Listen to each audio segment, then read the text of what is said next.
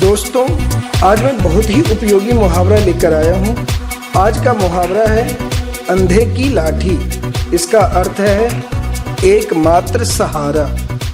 अब इसे वाक्य में प्रयोग करके देखेंगे।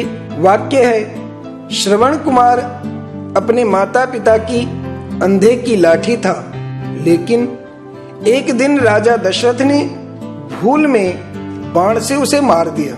इस वाक्य में श्रवण कुमार को अपने माता पिता का एकमात्र सहारा बताया गया है, जिसे राजा दशरथ ने मार दिया।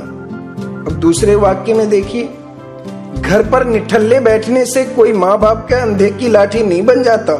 समझे? इस वाक्य में यह भाव ध्वनित हो रहा है कि तुम माँ बाप के सहारे नहीं हो, बल्कि एक तरह से बोझ ही बन गए हो।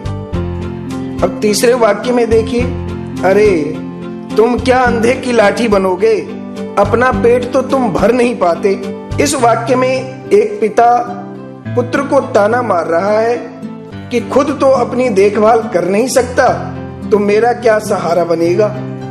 अब इस वाक्य में देखिए, मुझे अंधे की लाठी बनने में कोई आपत्ति नहीं है भाई साहब, पर ये दोनों भी तो अपनी आदत सुधार लें। इस वाक्य में एक अलग ही भाव झलक रहा है।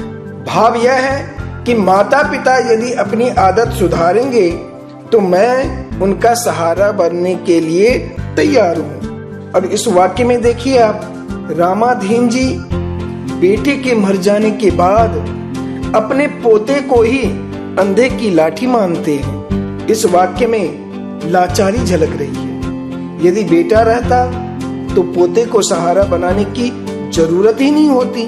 उपरोक्त सभी वाक्यों में आपने देखा कि मुहावरे का अर्थ तो एक ही है, पर भाव अलग अलग ध्वनित हो रहे हैं। मुहावरों के प्रयोग से वाक्य में एक नई जान आ जाती है। आज के लिए बस इतना ही। अगली मुलाकात में कुछ नए मुहावरों के साथ मिलेंगे। तब तक के लिए धन्यवाद।